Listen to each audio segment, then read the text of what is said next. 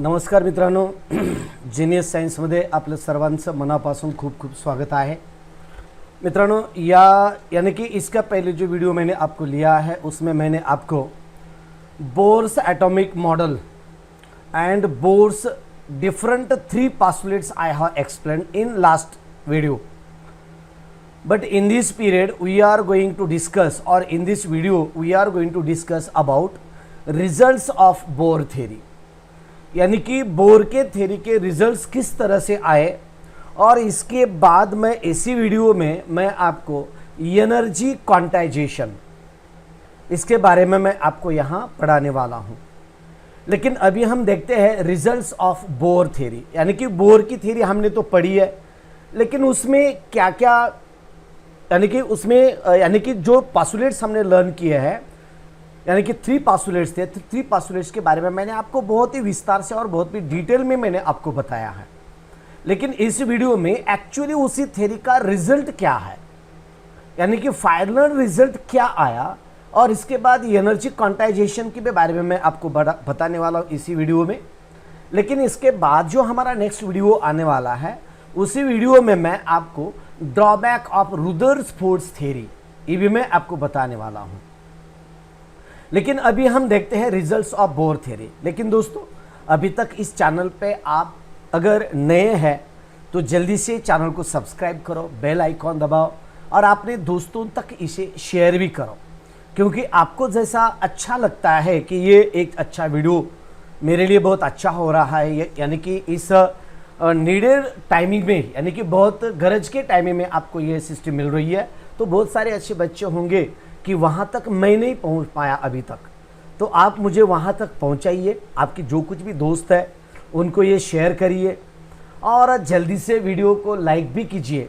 Request है कि आप वीडियो को लाइक भी कीजिए। अगर ये वीडियो आपको अच्छा लगता है तो इसे लाइक भी कीजिए और अपने चैनल को सब्सक्राइब करो और बेल आइकॉन दबाओ, ताकि मैं आगे आने वाला वीडियो का नोटिफिकेशन आपको मिलता रहेगा।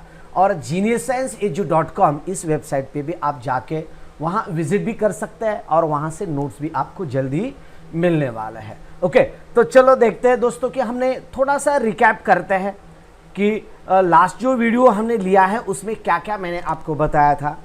तो लास्ट वीडियो में मैंने आपको फर्स्ट पोस्टुलेट में बताया था कि अगर कोई इलेक्ट्रॉन इस तरह से अगर यहाँ रेवोल्यूशन करता है तो रेवोल्यूशन करने के लिए उसे एक सेंट्रीपेटल फोर्स की ज़रूरत होती है।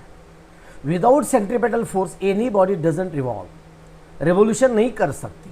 अगर वो अर्थ सन के सराउंड में हो या कोई एनी प्लैनेट्स दैट में भी रिवॉल्व अराउंड द सन हो, वहाँ एक इलेक्ट्रोस्टैटिक फोर्स, यानी कि वहाँ ग्रेविटेशनल फोर्स ऑफ अट्रैक्शन रहता है in between sun and that planet. दोनों के बीच एक फोर्स ऑफ अट्रैक्शन रहता है और उसी फोर्स ऑफ अट्रैक्शन के जरिए that planet can revolve around the sun. But here also, here in this case, यहां क्या होता है कि न्यूक्लियस और इलेक्ट्रॉन दोनों के बीच एक फोर्स ऑफ अट्रैक्शन रहता है। और that force of attraction is called as electrostatic force of attraction, and that electrostatic force of attraction can provide the necessary centripetal force. बराबर है, यानी कि आप बहुत आराम से बैठे होंगे, आराम से सो रहे होंगे, लेकिन इससे इतने आपके आराम के टाइम पे ये वीडियो आपके लिए मैं आपके सामने पेश कर रहा हूँ। आपको बहुत तकलीफ होती होंगी क्योंकि आपको आंखों में नींद होंगी, और नींद के टाइमिंग में ये आपका रुदरफोर्ड उसका रिजल्ट, एटम, मॉलिक्यूल, ये क्या झंझट है यार। ये रुदरफोर्ड ने उसने इन्वेंशन किया, लेकिन हमारे तक झंझट में ही डाल दिया है ना आपको। लेकिन नहीं बेटा, ये अगर झंझट आपको अभी लगती होंगी, लेकिन एक अच्छी लाइफ डेवलप करने के लिए, एक अच्छा बनने के लिए, एक अच्छा डॉक्टर, इंजीनियर, एक अच्छा प्राध्यापक अगर आपको बनना है तो ये आपको पढ़ना ही होगा। ओके, तो चलो, मेरा भी एक नींद का टाइम है, मेरा भी आराम रहने का टाइम है, फिर भी मैं आपको पढ़ा रहा हूँ। क्यों पढ़ा रहा हूँ? आपको तो खाली मोबाइल सामने रख के नोटबुक लेके आपको पढ़ना है, लेकिन मुझे ये पूरा वीडियो का मटेरियल बनाना होता है, उसे प्रिपरेशन करना होता है आपके पास डिटेल में, कुछ किसी तरह का कुछ यानी कि कुछ फॉल्ट ना होके कुछ मिस्टेक ना हो के ये सोच के आपके पास मुझे ये भेजना पड़ता है। ओके चलो, तो दोस्तों आगे देखते हैं कि अगर ये रूल फर्स्ट पास्टुलेट में मैंने आपको बताया था, अभी आपने देखा है। सेकंड पास्टुलेट में क्या कहा था? सेकंड पास्टुलेट में इस तरह से कहा था कि angular momentum I omega is equals to n h by 2 pi, बराबर है। और इसे हम थोड़ा सा, अगर हम थोड़ा आपके बुक के बारे में अगर आप सोचते हैं तो बुक में थोड़ा सा कंजेस्टेड करके दिया है, शॉर्ट दिया है। मैं थोड़ा सा यहाँ डिटेल में एक्सप्लेनेशन करके आपको दे रहा हूँ, दिया है मैंने। ये जो पास्टुलेट है ना, बहुत विस्तार से आपको समझाया है। और यहाँ आपने यहाँ मोमेंट ऑफ इनर्शिया आई और ओमेगा एंगुलर मोमेंटम, अगर ये दोनों चीजें अगर आप यहाँ रख देते हैं तो दोनों का m v r is equal to n h by 2 pi, इस तरह से मैंने आपको बहुत किस तरह से आया ये भी मैंने स्टेप्स आपको समझाई है। बुक में इतना डिटेल में नहीं दिया गया है। आपका सीबीएसई का बुक हो या स्टेट लेवल का स्टेट का बुक हो, उसी बुक में इतना डिटेल में नहीं दिया गया है, जो कि मैं अभी यानी कि इसके पहले के वीडियो मैंने आपको दिया है। इसके बाद आपने जो नेक्स्ट पास्टुलेट लर्न किया है, तो उस पास्टुलेट में आपने क्या किया है देखो, तो वहां मैंने आपको energy that is the E n minus E p is equals to h nu, इस तरह से मैंने आपको दिया है। तो ये न्यू क्या है? New is the energy of incident radiation. और आपके बुक में आपको इस तरह से दिया गया है, जो कुछ भी सीबीएसई और स्टेट लेवल का बुक होगा उसी में that is the delta E is equals to h nu दिया है। यानी कि इसे न्यू के बराबर मॉडिफिकेशन करके इस तरह से क्या, nu is equals to delta E divided by h, इस तरह से दिया है, बराबर है ना। और ये डेल्टा ई क्या है? तो nu is equals to delta E is the E n minus E p divided by h, h is the Planck's constant. इसी तरह से ये बुक में दिया गया है और मैंने बहुत ही विस्तार से आपको पढ़ाने की कोशिश की है, मैंने आपको पढ़ाया है।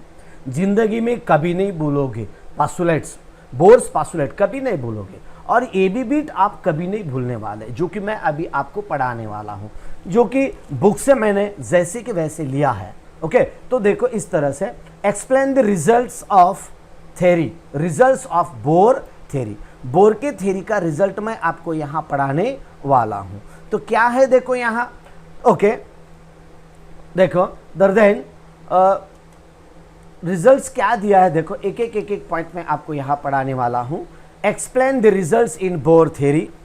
ओके, देन आगे क्या है, Bohr's theory is used to derive the energies of orbits.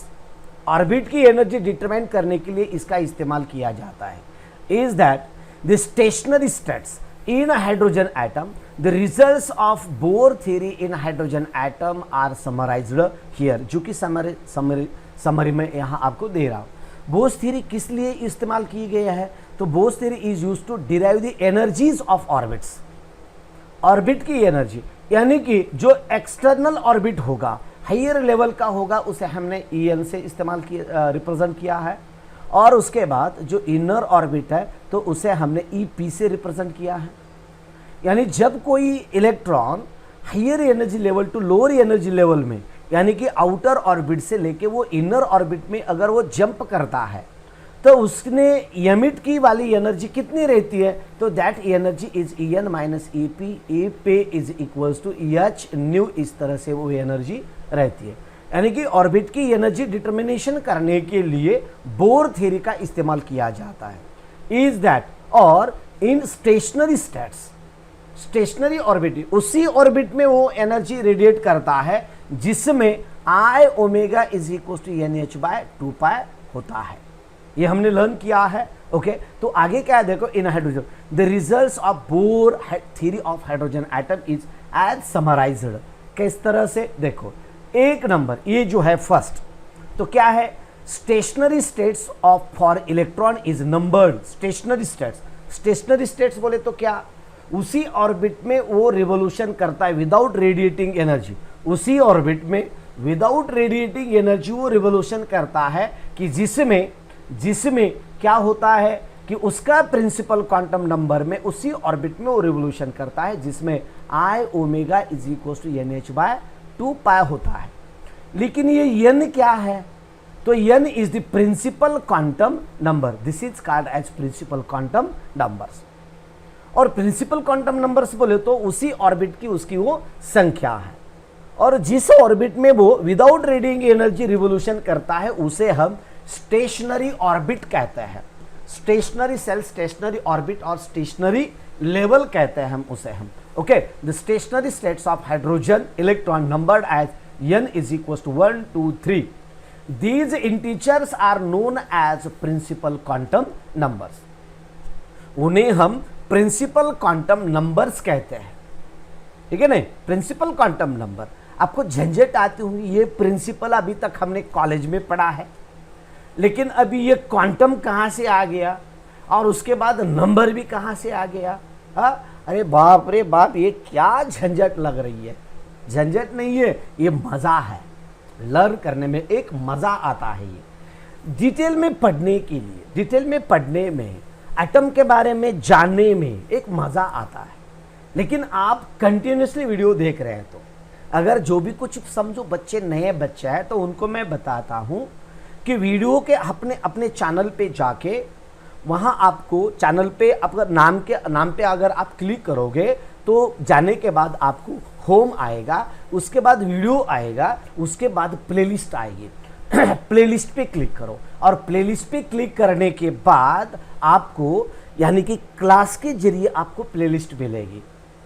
11th chemistry और आगे एटॉमिक स्ट्रक्चर, वहाँ उसके ऊपर क्लिक करो। क्लिक करने के बाद आपको सीक्वेंसली वीडियोस देखने को मिलेंगे इस चैप्टर के। जैसे जैसे मैंने अपलोड किया है वैसे वैसे सीक्वेंसली वीडियो आपको देखने को मिलेंगे। और वहाँ आप अगर ये पूरा वीडियो अगर स्टार्ट से आप देखोगे कल तक तो आपको ये पूरा का पूरा चैप्टर समझ में आएगा। ओके, तो आगे क्या है देखो, these integers are known as principal quantum numbers है। ओके, तो आगे का पॉइंट देखते हैं हम। The radii of stationary states और स्टेशनरी ऑर्बिट्स आर एन है, मैंने आपको बताया है आर एन है। आर एन बोले तो r n is the integer और principal quantum number of that orbit and r is the radius of that particular orbit. Particular orbit की वो रेडियस है। लेकिन इसके बारे में मैं आपको डिटेल से आपको पढ़ाने वाला हूँ, डिटेल में पढ़ाने वाला हूँ आगे। रेडियस यानी कि स्टेशनरी बोर ऑर्बिट की रेडियस किस तरह से डिटरमाइन की जाती है, उसी ऑर्बिट में अगर एक इलेक्ट्रॉन रिवोल्यूशन कर रहा है तो उसकी वेलोसिटी क्या होगी, उसकी फ्रीक्वेंसी क्या होगी, ये पूरा पूरा पूरा पूरा मैं आपको डिटेल आपको आगे पढ़ाने वाला हूँ। ओके, तो चलो अभी हम खाली उसका रिजल्ट देख रहे हैं, लेकिन एनर्जी डिटर्मिनेशन करना, रेडियस डिटर्मिनेशन करना, एक्सेलरेशन डिटर्मिनेशन करना, वेलोसिटी डिटर्मिनेशन करना, ये सब मैं आपको बताने वाला हूँ। कुछ टेंशन लेने की ज़रूरत नहीं है, ये टेंशन लेने की बात ही नहीं है, ये तो एंजॉय करने की बात है। और वो भी मेरे साथ मैं पढ़ाऊँगा, आप सुनोगे। खाली जैसे कि आपके माँ के मांडी के ऊपर अपना सर रखे, जैसे आपकी माँ आपको सुला रही होंगी, उसी तरह से मैं आपको सुलाऊंगा नहीं, लेकिन मैं आपको पढ़ाऊंगा। यानी कि पढ़ाने के साथ साथ मैं एक कॉन्फिडेंस भी दूंगा, जीनियस साइंस का कॉन्फिडेंस, एक मज़ा, एक आनंद हम लेने वाले हैं। तो कैसे? Radii of stationary states are, ये देखो हमारे किताब में ये जो स्टेट लेवल का जो बुक होगा या एनसीईआरटी का बुक होगा, जो कुछ भी बुक है उसमें खाली आपको खाली एक इक्वेशन दिया गया है। लेकिन ये आगे चल के आप 12th क्लास में इसके बारे में डिटेल से पढ़ने वाले हैं वहाँ, फिर भी वहाँ पढ़ेंगे, लेकिन यहाँ समझ में आएगा क्या? नहीं आएगा। इसलिए मैं आपको यहाँ भी पढ़ाने वाला हूँ। खाली 2 वीडियोस में आपको पूरा पूरा कंसेप्ट मैं क्लियर करके लूँगा। आगे के लिए आपको 12th तक काय को वेटिंग करने का, अभी तो मटेरियल यहाँ मैं आपको पढ़ाऊँगा, टेंशन नहीं, खाली मेरे साथ आप पढ़ते रहिए। ओके, तो this is the a, that is the 52.9 picometre, 59.2 picometre है। Okay, radii of the stationary orbit, ये कितना? This one is the AO is the 52.09 picometre में। ओके, तो इस तरह से then the radius of first stationary state called as Bohr's radius, Bohr radius first state, यानी कि जो कुछ भी हमारा न्यूक्लियस रहेगा, न्यूक्लियस के फर्स्ट जो सेल रहेगा उसके न्यूक्लियस यानी कि एटम के सेंटर से उसका सर्कमफेरेंस जो कुछ भी डिस्टेंस रहेगा, that distance is the 52.9 picometre. यानी कि और एक बार बताता हूं, ये जो आपको ए दिया गया है, ए इज द फर्स्ट ऑर्बिट के लिए, यानी कि R1 कहा तो भी चलेगा, R1 कहा तो भी चलेगा। वो क्या आएगा, तो दिस इज द न्यूक्लियस, और न्यूक्लियस के बाद जो फर्स्ट ऑर्बिट आने वाला है, ये जो फर्स्ट ऑर्बिट है उसकी रेडियस है, देखो फर्स्ट रेडियस, इसे हम A0 से भी कहते हैं और आप R1 से भी रिप्रेजेंट किया तो चलेगा, और उसकी वैल्यू है 52.9 पिकोमीटर। ये कैसा डिटरमाइन किया जाता है ये मैं आगे बताने वाला हूँ, हमारे किताब में तो नहीं है, अभी तो नहीं है, यानी कि उन्होंने नहीं जैसा दिया वैसा अभी मैं आपको बता रहा हूँ, लेकिन ये एक्स्ट्रा मटेरियल मैं आगे बताने वाला हूँ। ये देखो, ये है, ये कितना डिस्टेंस है, 52.9 पिकोमीटर। टेंशन लेना नहीं है, मैं हूँ, टेंशन खाली पढ़ते रहना, खाली वीडियो देखते रहना। ओके, और ये जो रेडियस है ना, इसे कहते हैं हम बोर रेडियस, यानी कि इसी ऑर्बिट में ये किसी तरह की एनर्जी रेडिएट ना करते हुए वो रेवोल्यूशन कर रहा है, without radiating energy, that orbit is called as stationary orbit. और उसी ऑर्बिट की जो कुछ भी रेडियस रहती है उसे कहते हैं हम बोर ऑर्बिट रेडियस, यानी कि जिस ऑर्बिट में वो विदाउट रेडिएटिंग एनर्जी, यानी कि एनर्जी रेडिएट ना करते हुए जिस ऑर्बिट में ये रिवोल्यूशन करता है, उसी ऑर्बिट को कहते हैं हम स्टेशनरी ऑर्बिट। और उसी स्टेशनरी ऑर्बिट की ये रेडियस रहती है 52.9 पिकोमीटर। किस तरह से डिटरमाइन करते हैं ये आगे हम देखेंगे। ओके, चलो आगे का पॉइंट क्या है, इसमें सी पॉइंट है। देखो, ए पॉइंट मैंने बता दिया और बी पॉइंट मैंने आपको बता दिया, अब मैं आपको बता रहा हूं सी पॉइंट। तो सी पॉइंट में क्या है, the most important property associated with the electron is the energy of the stationary orbit, energy of the stationary orbit. तो स्टेशनरी ऑर्बिट की एनर्जी क्या रहती है, क्या रहती होंगी पापा, टेंशन आ रहा होगा ना, नहीं, ओके मैं बता रहा हूं।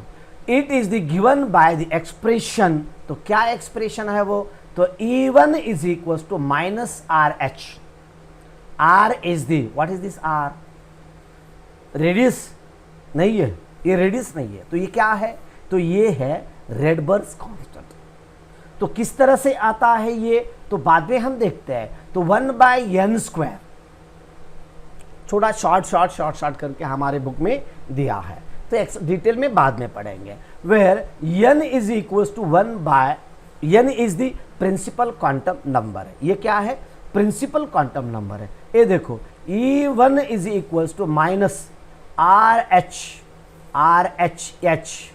इन ब्रैकेट 1/n² है, 1/n²। और एक बार बताता हूं, this is the E1 first orbit का, that is the En stationary orbit की एनर्जी है। E1 इज इक्वल्स टू, ये कितनी है, तो this is the E1 is equals to, देखो minus RH in bracket 1/n², इस तरह से। और ये n क्या है, तो n है principal quantum number, this is the 1, 2, 3, इस तरह से डिफरेंट है, प्रिंसिपल क्वांटम नंबर है। और इसको अगर हम यहां लिख देते हैं तो इस तरह से, this is RH is the Rydberg's constant, उसकी वैल्यू मैंने बता दिया आपको फर्स्ट वीडियो में। और for hydrogen atom and its value is in joules, is joule में उसकी वैल्यू क्या है, तो ये देखो 2.18 इंटू 10⁻⁻18 जूल, ये इसकी वैल्यू है, इसकी वैल्यू है, ये क्या है वैल्यू, तर RH is the Rydberg's constant that the for hydrogen atom its value is in joule is कितना है 2.18 into 10 to the power of -18 joule है। ओके और आगे क्या है इसमें, तो देखो then the lowest energy state is called as ground state. The lowest state उसे कौन सी स्टेट कहते हैं हम, ग्राउंड स्टेट। और जो हाईएस्ट स्टेट रहती है उसे हम एक्साइटेड स्टेट कहते हैं। किस तरह से, देखो the energy of ground state is कितनी आ सकती है, that is the 1/1 square, 1/1 square है, ये 1/12 नहीं है, ये 1/1 स्क्वायर है। ये मैं आपको यहाँ बता देता हूँ, थोड़ा सा इसको चेंज करके आपको मैं बता देता हूँ। चलो तो 1/1 स्क्वायर है, किस तरह से, तो ये देखो 1/1 स्क्वायर ग्राउंड स्टेट है। ये ग्राउंड स्टेट ये किस तरह से रहता है, देखो मैं आपको बता देता हूँ। यहाँ आपको ये देखो, ये न्यूक्लियस है एटम का, और उसके बाद ये है देखो फर्स्ट सेल, और उसके बाद ये देखो इस तरह से आई सेकेंड सेल, और इसके बाद आएगी ये इस तरह से ये नेक्स्ट सेल। बट जो आउटर रहेगा तो उसे हम कहते हैं EN, इसे कहते हैं excited state, यंत number of excited, यानी कि ये रहेगी n=1, ये रहेगी n=2, ये रहेगी n=3। लेकिन जो भी कुछ रहेगी आउटर यानी एक्साइटेड, आउटर से हायर एनर्जी लेवल, तो हायर एनर्जी लेवल को हम कहते हैं EN, और इनर एनर्जी लेवल को कहते हैं हम EP, उसे कहते हैं ग्राउंड स्टेट। तो ये देखो ये रहा ग्राउंड स्टेट और ये रहा एक्साइटेड स्टेट। तो ये फर्स्ट जो सेल रहेगी ना, तो इसके बारे में ये रहेगा 1/1 स्क्वायर, यानी कि जो इनर रहेगी तो इनर के लिए हम यहाँ n = 1 का इस्तेमाल करेंगे। तो ये रहेगा E1 = क्या रहेगा -RH in bracket 1/n square, n के जगह क्या लेंगे हम 1 लेंगे। ओके तो इसी तरह से ये 1 आएगा, 1 स्क्वायर आएगा। ओके तो क्या आएगा एनर्जी, देखो देन द E1 = -2.18, ये देखो ये -2.18 है, into 10 to the power of -18 है, -18। ये देखो यहाँ मैंने लिख दिया है, ये देखो यहाँ लिख रहा हूँ इस तरह से। और आगे का क्या है 1/n स्क्वायर है, 1/n स्क्वायर है, तो यहाँ करेंगे हम 1/n स्क्वायर। समझ में आया ना, 1/n स्क्वायर, यानी कि इसकी कीमत, ये जो इक्वेशन है ना, इसमें ये कीमत हम यहाँ लिख रहे हैं। तो लिखने के बाद ये इस तरह से आएगा और इसका फाइनल कैलकुलेशन होगा -2.18 into 10 to the power of -18 joule. Okay और आगे रहेगा energy of the stationary state corresponding to second orbit. ये कौन से ऑर्बिट के लिए है, ये है फर्स्ट ऑर्बिट के लिए, फर्स्ट ऑर्बिट के लिए। और ये किस ऑर्बिट के लिए है, सेकेंड ऑर्बिट के लिए, सेकेंड स्टेट के लिए है। अगर सेकेंड स्टेट n = 2 हम लेते हैं तो देखो इस तरह से आएगा, दिस इज द E2, ये स्क्वायर नहीं है, E2 = -2.18, इस तरह से ये 2 लिखेंगे हम यहाँ, n के जगह हम क्या ले लेंगे 2 लेंगे, इस तरह से ले लिया हमने 2। तो 2 लेने के बाद ये देखो इस तरह से RH की कीमत, ये RH की कीमत इस तरह से लिख दी हमने, ये ऐसी है।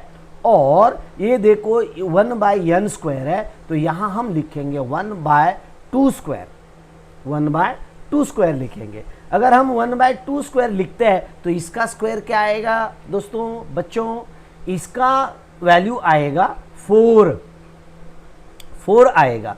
यानी कि अब हम यहाँ 4 से इसे डिवाइड करेंगे, तो 4 से डिवाइड करने के बाद यहाँ आएगा 4, यानी कि इस तरह से ये स्टेप्स आएगी।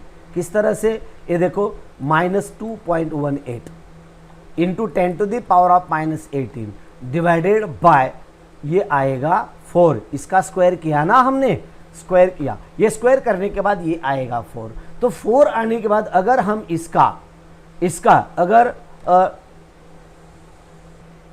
ओके चलो और एक बार मैं आपको यहाँ बता देता हूँ। तो ये रहेगा 2.18 डिवाइडेड बाय 4 से, 4 से डिवाइड करने के बाद ये वैल्यू आएगी। ओके, समझ में आया सब बच्चे? ओके, तो आगे का पॉइंट क्या है देखो, तो इस तरह से हमने रिजल्ट में ये ई पॉइंट हमने लर्न किया, ए बी सी, और इसके बाद हम लर्न करेंगे डी पॉइंट। तो डी में क्या दिया है हमारे बुक में, तो Bohr's theory can be applied to hydrogen like species. Okay, तो कौन से स्पेसिस है, ये हीलियम है, उसके बाद लिथियम है, उसके बाद बेरिलियम है, ये Be3 आएगा। Okay, and so on.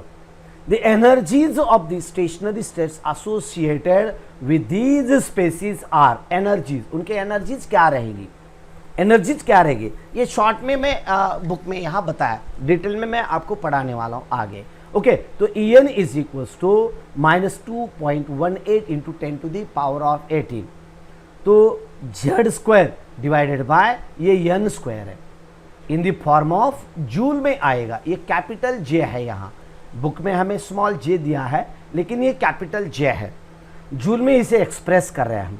Okay, तो जूल में एक्सप्रेस करने के बाद ये किस तरह से आएगा, तो देखो, and radii bye the expression, radii energy इस तरह से आएगी और रेडियाई भी इस तरह से आएगी। Rn इज इक्वल टू 52.9, ये फर्स्ट ऑर्बिट का है, divided by Z into n² आएगा। n बोले तो प्रिंसिपल क्वांटम नंबर, उसका जो कुछ भी रहेगा वो प्रिंसिपल क्वांटम नंबर रहेगा। Okay, where Z is the atomic number, जो कुछ भी एटॉम रहेगा उसका atomic number. From the above expression it can be seen that the energy decreases, becomes more negative, okay, more negative, and the radius becomes smaller as the value of Z increases। जैसे जैसे atomic number बढ़ेगा उसी तरह से उसका जो कुछ भी एटॉमिक रेडियाई है वो भी डिक्रीज होती रहेगी। तो इस तरह से हमने यहाँ एटॉमिक रेडियाई के बारे में हमने यहाँ लर्न किया, स्टेशनरी रेडियस के बारे में। और आगे क्या है देखो, e the velocities of electron can be calculated in the form of Bohr's theory, ये रिजल्ट एनर्जी, ये भी मैं डिटेल एक्सप्लेनेशन इक्वेशन आपको आगे देने वाला हूँ। यहाँ जो शॉर्ट है ये पढ़ रहे हैं हम। Okay, bourse theory, the qualitatively it is found that the magnitude of velocity of an electrons increases with the increase of Z atomic number, okay, and decreases with the increase in principal quantum number n। यानी कि inverse है ना, ये direct relation है। तो देखो ये increases with increase in principle quantum number, ये देखो इस तरह से n मल्टीप्लाई में है, यहाँ क्वांटम नंबर मल्टीप्लीकेशन में है, उसी तरह से उसका ये भी वैल्यू बढ़ती जाएगी। लेकिन एनर्जी के बारे में अगर आप देखेंगे तो प्रिंसिपल क्वांटम नंबर बढ़ेगा तो एनर्जी डिक्रीज होगी। Okay, velocities of electron can also be calculated, the Bohr's theory, the qualitatively found that the magnitude of velocity of an electron increase हो जाएगी with increase in Z। Okay, then the decrease with the principal quantum number n। और आगे जो मैं आपको यहां बताने वाला था जो था कि प्रिंसिपल क्वांटम नंबर के बारे में, यानी कि एनर्जी क्वांटाइजेशन। तो इसका किस तरह से एनर्जी का क्वांटाइजेशन होता है ये भी हम यहां पढ़ेंगे। अभी अभी हमने रिजल्ट्स ऑफ बोर्स थ्योरी हमने पढ़ी है, लेकिन हम एनर्जी का क्वांटाइजेशन अभी हम देखते हैं। तो इस तरह से एनर्जी का क्वांटाइजेशन है। किस तरह से इसका क्वांटाइजेशन होता है, तो देखो इस तरह से है, what is the quantization of energy, यानी कि एनर्जी क्वांटाइजेशन किस तरह से, सिंपल है, मैं आपको बहुत अच्छी तरह से पढ़ा। Quantisation of energy refers to well defined as the specific amount of energy. The Bohr's theory of atomic model suggest that the energy gained और lost by electron in otherwise quantised. Okay, इस तरह से ये theory मैं आपको यहाँ आगे पढ़ाने वाला हूँ। ओके, तो ये हम क्वांटाइजेशन ऑफ एनर्जी और ड्रॉबैक ऑफ बोर थ्योरी ये हम थोड़ा सा आगे पढ़ेंगे, आगे के वीडियो में पढ़ेंगे, क्योंकि ये थोड़ा सा वीडियो बड़ा हो सकता है। अगर ये वीडियो बड़ा होगा तो आपके समझ में नहीं आएगा, बाद में देखने के लिए भी थोड़ा सा बोर हो सकता है। इसलिए मैंने आपको रिजल्ट्स ऑफ बोर थ्योरी बहुत ही अच्छी तरह से आपको समझाने की कोशिश की है। अगर इसमें कुछ डाउट है, कुछ डिफिकल्टीज है, तो कमेंट करके मुझे पूछ सकते हैं, उसका एक्सप्लेनेशन मैं आपको दे दूंगा।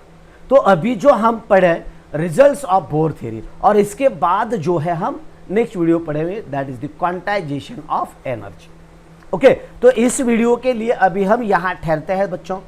नेक्स्ट में देखते हैं कि एनर्जी क्वांटाइजेशन जो कुछ भी है, क्वांटाइजेशन ऑफ एनर्जी, ये हम आगे देखते हैं। तो अभी जो कुछ भी बच्चे लाइव है उनका मैं देखता हूं कि जो कौन कौन बच्चे हैं। Okay, hello sir, sorry for late. Okay, जो कुछ बच्चे लेट आए हैं, इसके बाद हम यहां देख रहे हैं, देखो इन महाराष्ट्र बोर्ड का। Okay, for late join. Okay, धन्यवाद। उसके बाद which is the first chapter, फिर is first chapter. First chapter आपको चैनल पे मिलेगा, प्लेलिस्ट पे मिलेगा। ओके, तो इसके बाद हम इस तरह से अभी ये चैप्टर ले लिया है, बाकी का पॉइंट हम इसके नेक्स्ट यानी कि नेक्स्ट के वीडियो में आप देख सकते हैं। तो अभी इस वीडियो के लिए अभी हम यहाँ ठहरते हैं, जल्दी मिलते हैं नेक्स्ट वीडियो में। तब तक जय हिंद, जय भारत दोस्तों। अगर अभी तक आपने लाइक नहीं किया है तो जल्दी से इसे लाइक करो, कमेंट भी करो और अपने दोस्तों तक इसे शेयर भी करो। तो चलो बाय बाय दोस्तों, ठहरते हैं। जय हिंद, जय भारत, बाय बाय दोस्तों।